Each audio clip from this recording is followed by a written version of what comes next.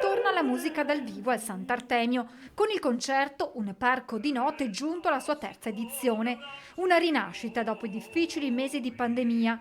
Le note dell'orchestra del Conservatorio Steffani di Castelfranco rappresentano un ritorno a quella normalità a cui tutti aspirano. Una rinascita che dia alla gente che vi assiste delle emozioni positive, che trasmetta bellezza, e sono sicuro che sarà così, perché con l'orchestra dell'Agostino Steffani la gente, coloro che assistono al concerto dell'Agostino Steffani va a casa contenta.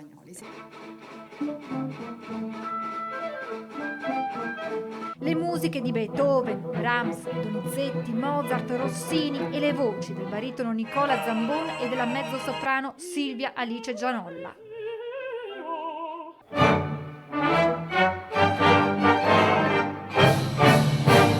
Il Parco Sant'Artemio torna a vivere grazie a questo concerto e continuerà a rimanere aperto a disposizione dei cittadini.